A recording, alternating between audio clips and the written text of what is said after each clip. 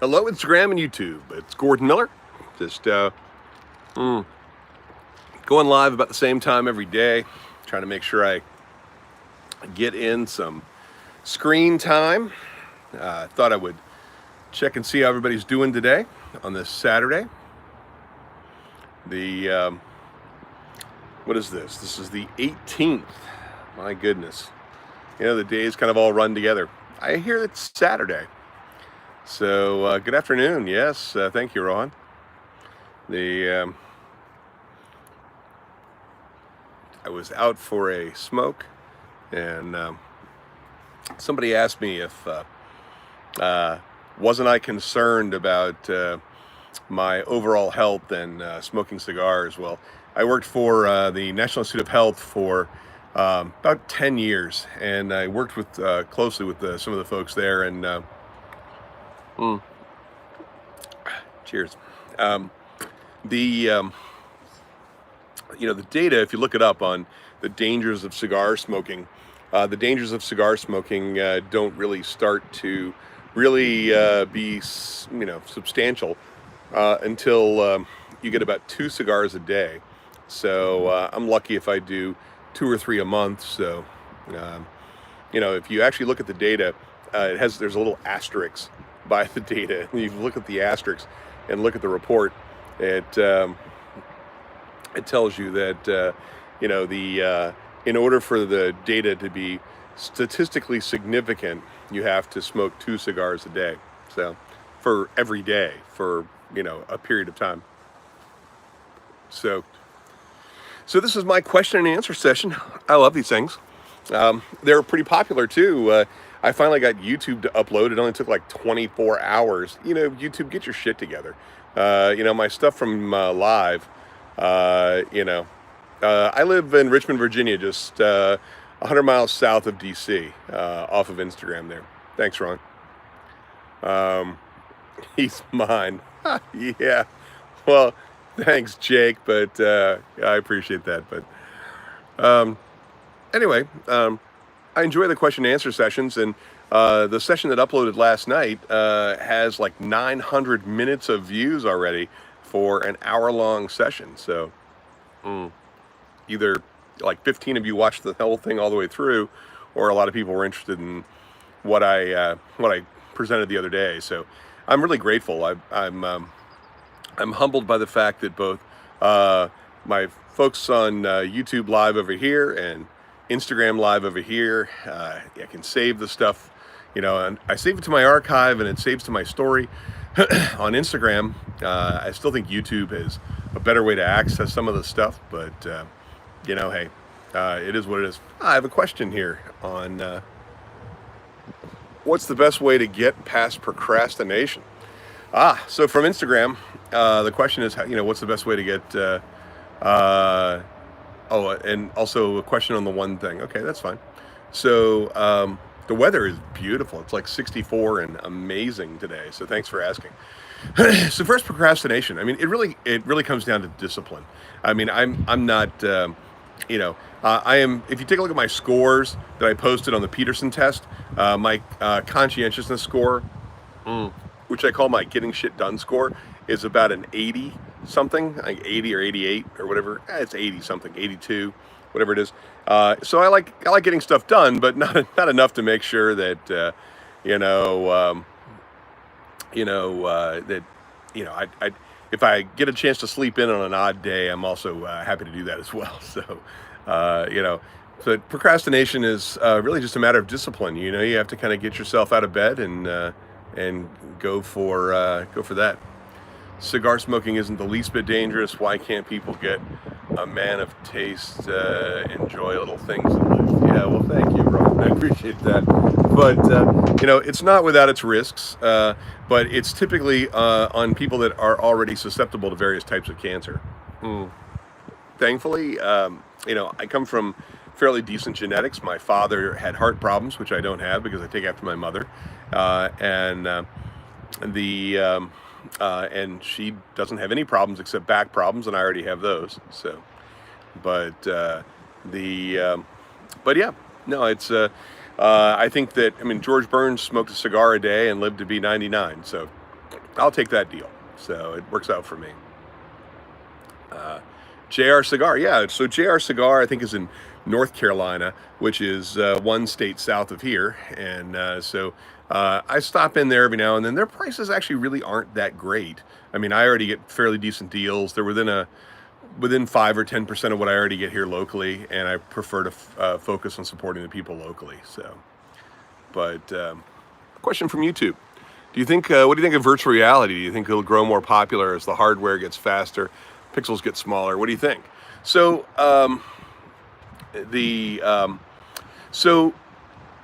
my very first, sort of real job in the industry was, actually, I guess it was my second, was co-founder of the Lab for Scientific Visual Analysis at Virginia Tech. And I credit my mentor, Ron Kriz, with allowing me to co-found the lab with him. He was an amazing guy, really is. He still is around. He's retired now. But, so we started doing immersive 3D virtual reality back in 1988 and 89. The great thing about that was I got to work with, some amazing people. The guys at Spyglass Tools and Brand Fortner and a bunch of other folks that were at the National Center for Supercomputing Applications in Urbana-Champaign, Illinois, and it was great. I mean, it was, an amazing time, but, that was 30 years ago, and the technology has improved immensely. I mean, when I did the renderings for my master's thesis, the renderings per frame took 36 hours a frame. So, careful, Lucy.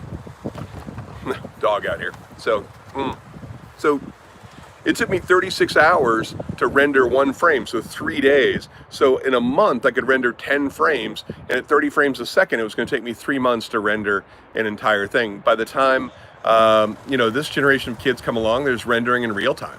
So now we have virtual reality in immersive HD and a bunch of other stuff. So, the technology's come a long way, but we really haven't come a long way in solutions. So it really isn't a whole lot of benefit. I think there's a real opportunity, but I just don't. The hardware is cumbersome, battery life is short, processor speed is horrible, the experience isn't that great, content's pretty limited. I mean, it's just really altogether, VR is just, it's been the biggest 30-year boondoggle I've ever been a part of. I mean, it's just, it's unfortunate that there really isn't more of, more real opportunity in VR. But, Rick? So, let's see. What else we got in questions here? You could act as Winston Churchill in a play. All right. Well, I would love to play Winston Churchill. So I understand he got shot just to get reelected. So I'm like fucking all about that too. So, hey Gordon, it's funny. I have read a lot about, oh man, come on. I accidentally deleted the message. Can you post that again on YouTube? I before I got a chance to read it, it got deleted. So I was trying to play around with the menus. Instagram or YouTube really needs to figure that out. And Instagram has got the best chat, possible. I get to follow the chat. I get to scroll back up and down. Unfortunately, YouTube has a long way to go. So if you'll add that question back, I'll answer it. I'd love to play Winston Churchill. Hey, it beats playing Teddy Roosevelt or Woodrow Wilson or somebody else.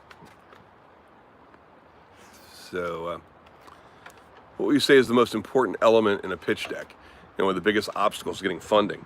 Well, so the biggest obstacles. So I had this conversation with somebody today who reached out, and I have 2 videos on YouTube. The questions from Instagram. I have 2 videos on YouTube about pitch decks, and I forget the video numbers, but they're only really 1 or 2 slides that are really important out of the 10 slides that I think everybody should have. And really the business model is the one that gets overlooked the most. I mean, they're like, oh, it's going to save the planet and it's going to help millions of people and blah, blah, blah. But you never bother to get to how you're actually going to make money. And you don't really have a good idea about that. I mean, it's like, oh, I'm going to have a subscription. It's going to be $1 a month and 1 million people are going to sign up and I'm going to make $1 million a month. No, you're not. I mean, majority of subscriptions never sell more than 100,000. The going in price to get something to market and to get something people will sign up to is about $1 million. So you're basically going to break even, and there's no business model there. There's no return, especially when you want like 20% or so of the company for $1 million. So, but anyway, so I think that's the biggest thing. But take a look at the pitch decks videos on YouTube. They have a lot more stuff there, and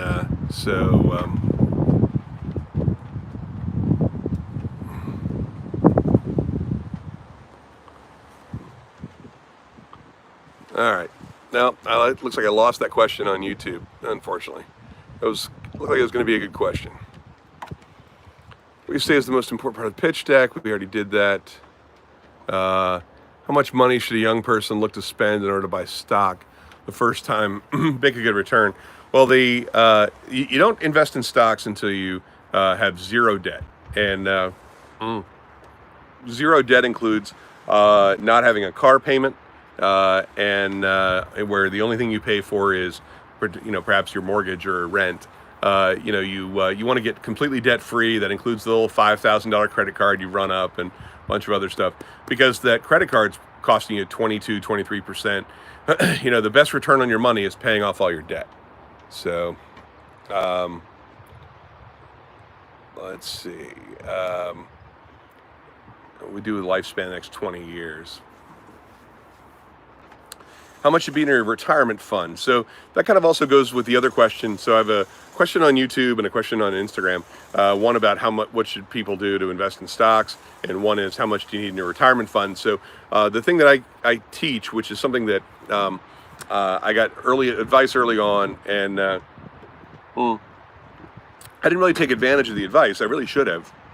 But you want to put $1,000 a month away every month for 40 years, from the time you're 25 to the time you're 65, and live on about half of what you make, save the rest, invest even more, and if you can do that, then great. If you put $1,000 a month away for 40 years, you'll retire with about $1.8 million, and well invested. You should be able to create a return sufficient to live on for an extended period of time. So taking just 4% a year off of the 1.8, should be enough. If you have a paid for house by then and, only buy paid for cars, you should be in good shape. So lifespan in the next 20 years is an interesting one. So Rick. So I think that like my youngest is 13, about to turn 14. And my oldest is 20. Yeah, he was born in 2000. So their life expectancy is going to be upwards of around 100 years old. 100 years, somewhere around between 85 and 100. So I don't know what the specific actuary table is, but given their genetics and things like that, there's a good chance that they will live to be. My mother's 83, and things like that. So I think that it's a good chance that they'll live to be, 95, over 90, between 90 and 100 years old. So, are people in their 80s? Are people going in their 80s with ease now? No, I think people are going into their 80s scared to death because they don't have enough money to survive. Everybody's outlived their money, or they don't have any money saved, or they don't have any money invested. They don't have enough retirement. They thought they were going to be dead by 80. Are you kidding me? People in there, my mom is 83, and, she's still healthy and active and works and things like that, and good for her. But, people in their 80s are, sweating it because they were told they weren't going to live past 80 or 85. And now they're living into their 90s and, things like that. Medicine has, done a terrific job of keeping people alive. Unfortunately, now they outlive their money. So that's a real problem. Is it worth to invest in studies? Yes. I think that it's worth investing in, I own probably 200 courses on Udemy. I wait for sales, then I buy whatever's a buck or two or $10 or whatever. I must have like 100, 200 courses on Udemy. I buy course access all the time. You know, I buy a number of various programs. I mean, I bought the 67 steps that Ty Lopez put out, and I'm actually, you know, I bought into his other program, which at the time was on sale for $1 a month. And you know, I look for these sales when they come along. There's no strings attached. No, I mean, you know, Ty takes $1 a month out of my account, and I get access to all of his stuff, and it's great. I mean, you know, people keep thinking that guys like Ty Lopez are a fraud or you know, things like that. It's just ridiculous. I mean, you know, Ty's not a fraud. The information that he's put together is done in a fairly concise and effective way. I don't, you know, I mean, for $1, I mean, $1 a month for the rest of my life. Yeah, sure, why not? So, well, let's see here. What else we got? Do you see current day 50-year-olds making it to their 90s in the future? Yeah, well, I'm 55, and for sure I'll make it to 90. You know, I don't see any reason why I wouldn't. You know, my wife is 53, I'm 55, so I don't see any reason why we won't both live to be 90. So, my backyard is stunning. Thanks. The house behind us is actually our neighbor's house. Our backyard is actually in this direction over here. But you know, I guess I could turn around slightly, and here, there we go.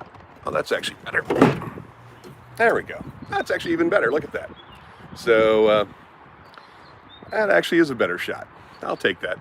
The sun angle is just at a slightly sharper angle, so I get more shadow on this side. So anyway, not as attractive, you know, necessarily. So, but you know, the backyard looks nicer. There you go. So, yeah, thank you.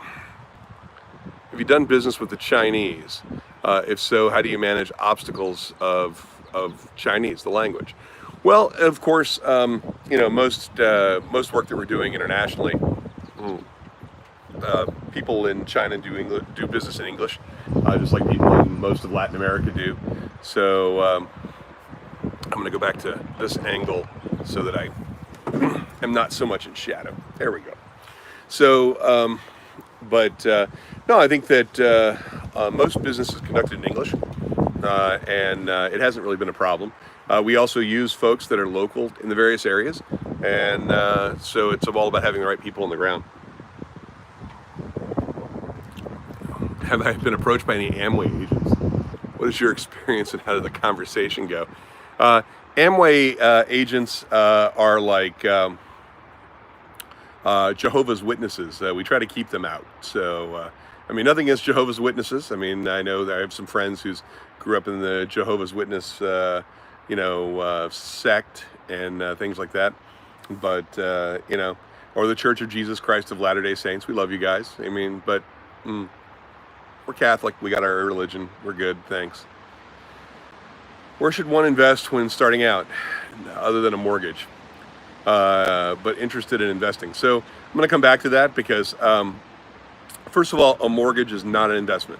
When you buy a house is a liability, and it is probably the worst purchase you'll ever make. I'm going to take the question from YouTube and see what we got here. People at YouTube have been waiting patiently. How much did you have in your retirement fund? $1.8 million. What's the best country to retire? I don't know. I would imagine a non-extradition country. Let's see. Do you have any fruit trees? No. Fruit trees cause a mess. Who mows the grass? His name is Mario. Mario is an amazing guy. In fact, if you follow me on Instagram, you will see that I gave a shout out to Mario. We just changed services, and Mario is amazing. The whole place looks fantastic. So you love my answers on Quora have meant a lot. Thanks for writing. I appreciate that. Thank you so much. What do you think is better for someone in their early 20s, continuing a stable 150,000 a year tech job, or taking steps to start a business, something I'm passionate about. Okay, well, you know, so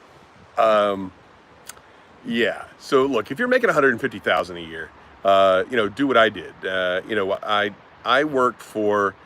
I started the company in '93. I made the full transition to the company in '97, and you know, I worked my 5-year contract at the university, and I used the money that we made at the company to hire other people. And you know, I was like the 5th employee or the 4th employee to come on, but I mean, I'm still employee number 1.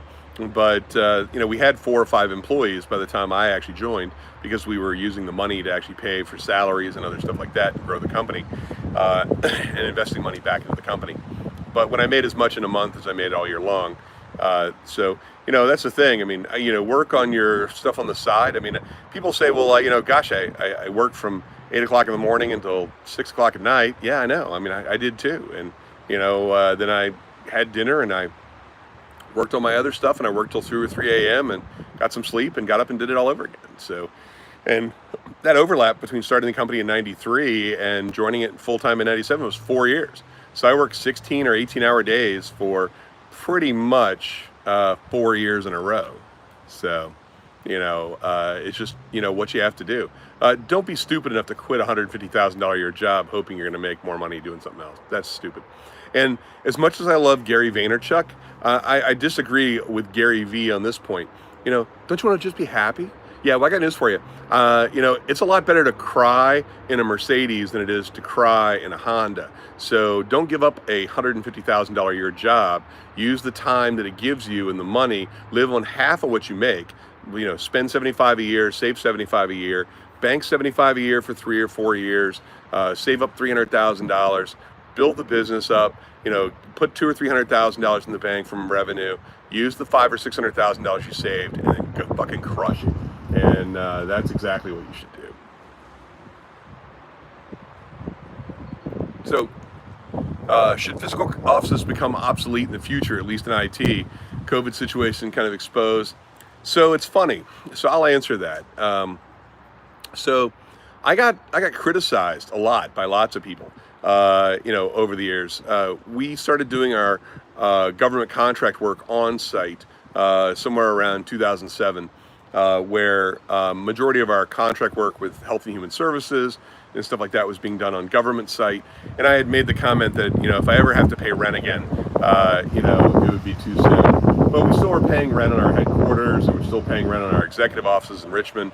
And I finally did away with all of it. I mean, I was literally offered the building back in 2000 in our Blacksburg office, and I could have had the entire, you know, everyone in the building pay rent to me for like the last 20 years. But you know, I paid $1 million in rent, and these days there's no reason for that. I mean, I work wherever I am. I work on. I use a Microsoft Surface 2 laptop, and I have also a MacBook Air that I use as well. But you know, everybody should be able to work remotely in IT. There's no reason. You know, all of our stuff has been in the cloud for over 10 years. We're a Rackspace partner, so you know, Pat Matthews and all my buddies at Rackspace. You know, God love you guys, appreciate it. Couldn't do what we do without you guys. And Rick, and so, but you know, a couple years ago, I decided to go ahead and just stop all real estate. Everybody working from home. I realized that the amount of money that I spent per person allowed me to be able to increase the amount that I paid the people that that were working for me, because I was saving so much. I didn't have to have all that expense of rent, and I didn't have to, I mean, clients weren't necessarily coming to us. I do a lot of work internationally now, so I'm working with our partners in the UK right now on deals in Canada and in Peru and in other parts of Eastern Europe and other places like that.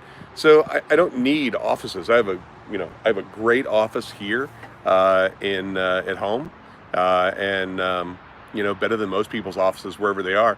I happen to have co-working space that I have access to, that I pay a fee to every month, so that I can access those. great conference room, huge boardroom, beautiful, stuff. I think I pay like, $40 a month, and like $50 every time I want to use the conference room. So, I don't see a need. I mean, I spent literally, I think we paid like $4,000 a month in rent in our headquarters, and about $2,000 or more a month in rent. And $6,000 a month is like $80,000 a year. And they're just really, I was maybe at my office like 2 or 3 days a month. And so, it didn't make any sense. I think COVID is going to, nothing has changed about our operations. All of our stuff is still getting done. All of our deadlines are being met. We just met a deadline the other day, right on time. And everybody's astonished that we're still making all of our deadlines. But, everybody's been working remotely for the last 2 years. So it doesn't matter. I mean, it's the only way to go. So I think people are finally catching on.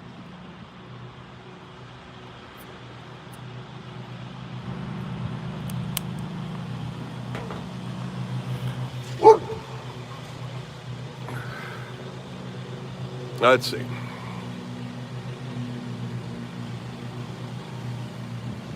All right, we got any more questions?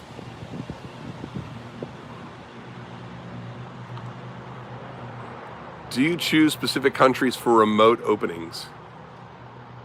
Thanks for some good advice. I appreciate that. So, the countries that I pick to do work in are based on really the relationship that my partners have in those countries. I'm basically a U.S. contact. I have lots of contacts here in the U.S., but I have also different folks that I work with all over the world. And and that's really the thing. I mean, your network is your net worth. And, you have to have a fantastic network. My LinkedIn network is up to about 8,000 people, over 8,000, I think. And so looks like they're here cutting the grass. I'm going to have to cut this short because they're going to come in the backyard here in a minute. But anyway, what else we got? What's the next big disruption in tech? So I'm a huge fan of AI, of artificial intelligence. So I think that's going to be one for sure. Well, yeah, I mean, you graduated with a degree in computer science, which basically is nothing but so I'm taking a question from YouTube. So you graduated with a degree in computer science and you feel like you don't have a whole lot of skills. You don't. Basically, it's a hunting license or a fishing license, and you have to go out there and create the opportunities. And of course, most universities are teaching stuff that's 2 or 3 years behind the curve. So it can be a challenge. You have to keep your skills up. The tools change about every 5 years. So it's a commitment for sure. Please name 5 upcoming superpowers of the future. I don't know. I'm sure the same 5 will be out there.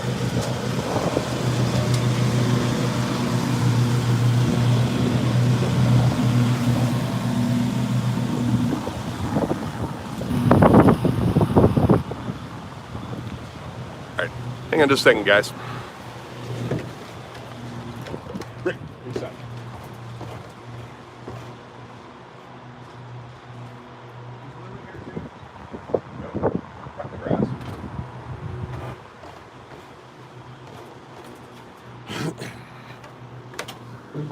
All right, had to put the dogs inside. So,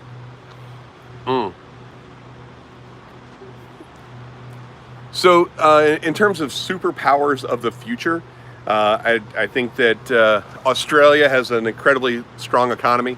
I think that China, the U.S., obviously, and I think India is the one to watch in the next 20 years. One of the questions that I got on YouTube was about advice for people in India getting rich. I think it's going to take about 20 years, but based on the fact that some of the manufacturing for all this COVID-19 stuff is moving from China to India, if India can ever get its stuff sorted out over the next 20 years, I think it'll be all right. Sorry for all the wind noise and the background mower noise. I'm going to go ahead and cut this short here so we don't torture you guys. So, Anyway, any last questions? I'm gonna, between the mower noise and, everything else, the wind noise.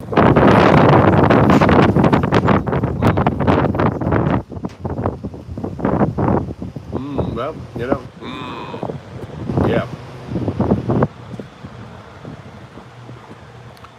Well, so stocks dropped a lot. Yeah, I mean, that's like I said on the the other day. I see stocks as being on sale. So when stocks drop 30%, I think stocks are on sale by 30%. Who doesn't want to buy a 30% discount? That's for sure. India is notorious for disappointing American companies. You won't get any argument from me there. So anyway, thanks. I appreciate it, guys. Software engineer in the UK. Pay here is much lower than in the US. I'm working on a startup that pays lower than normal. Tech jobs, startup or move ahead. How to improve our thinking? Well, I do agree with Gary Vee on a couple things, and that's the fact that